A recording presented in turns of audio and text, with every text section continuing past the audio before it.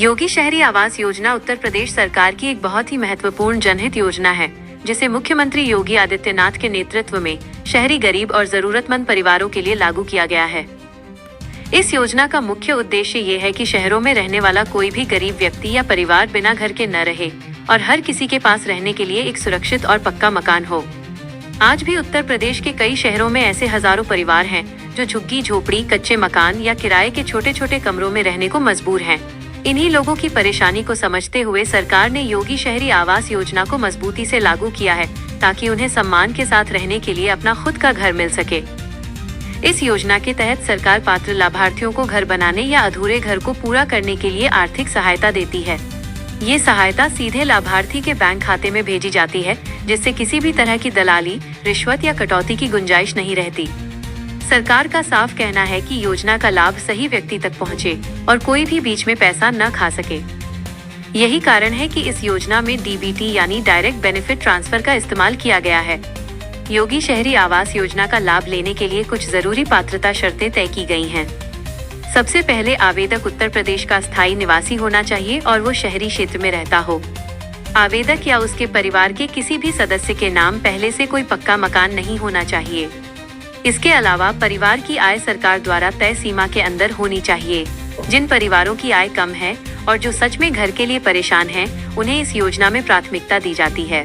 महिलाओं, विधवाओं, दिव्यांगों, बुजुर्गों और अनुसूचित जाति एवं जनजाति के लोगों को भी इस योजना में विशेष प्राथमिकता मिलती है।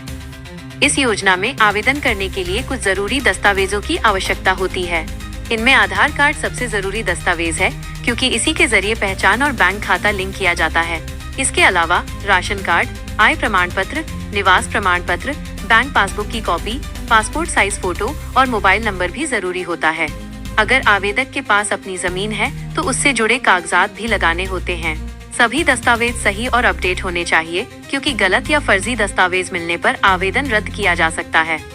योगी शहरी आवास योजना में आवेदन करने की प्रक्रिया को सरकार ने काफी आसान बनाया है, ताकि आम आदमी को किसी तरह की परेशानी न हो। आवेदन ऑनलाइन और ऑफलाइन दोनों तरीकों से किया जा सकता है। कई जगहों पर नगर निगम और नगर पालिका कार्यालय में आवेदन फॉर्म उपलब्ध कराए जाते हैं।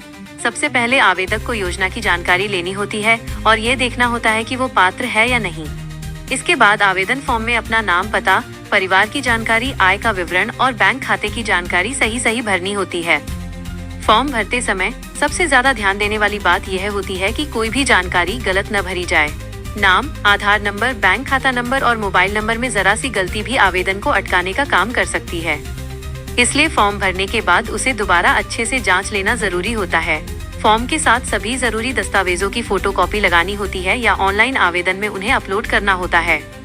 आवेदन जमा करने के बाद उसकी रसीद या आवेदन संख्या जरूर संभाल कर रखनी चाहिए, क्योंकि आगे चलकर उसी से आवेदन की स्थिति देखी जाती है।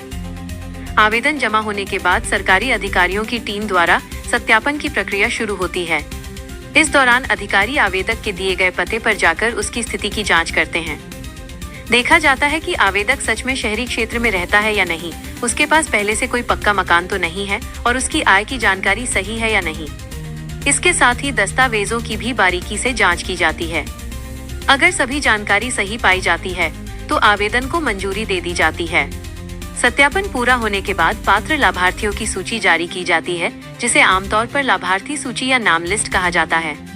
जिन लोगों का नाम इस सूची में आ जाता है, उन्हें योजना का लाभ मिलना तय हो जाता है। नाम लिस्ट जारी होने के बाद ही अगली प्रक्रिया शुरू होती है। कई बार लोगों को लगता है कि फॉर्म भरते ही पैसा आ जाएगा, लेकिन ऐसा नहीं होता। पहले पूरा सत्यापन और सूची जारी होना जरूरी होता है। नाम लिस्ट में आने के बाद लाभार्थी को मकान निर्माण की प्रक्रिया शुरू करनी होती है। इसके बाद सरकार द्वारा तय नियमों के अनुसार किस्तों में पैसा दिया जाता है। आमतौर पर पहली किस्त तब दी जाती है जब मकान की नींव डाली जाती है, दूसरी किस्त तब मिलती है जब दीवारें और छत बन जाती हैं, और तीसरी किस्त मकान पूरा होने के बाद दी जाती है। इस तरह सरकार यह सुनिश्चित करती है कि पैसा सही काम में ही खर्च हो। इस योजना के तहत मिलने वाला पैसा सीधे लाभार्थी के बैंक खाते में भेजा जाता है। जब भी किस्त जारी होती है तो बैंक खाते में पैसा आने की जानकारी मोबाइल पर मैसेज के जरिए भी मिल जाती है। कल कई जिलों में योगी शहरी आवास योजना के तहत कुछ लाभार्थियों के बैंक खातों में डीबीटी के माध्यम से पैसा भेजा गया है।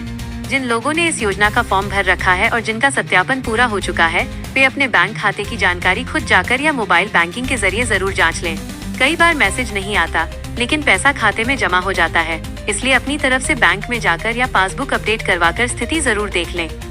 अगर आपको हमारी वीडियो पसंद आती है तो वीडियो को लाइक और चैनल को सब्सक्राइब जरूर करें।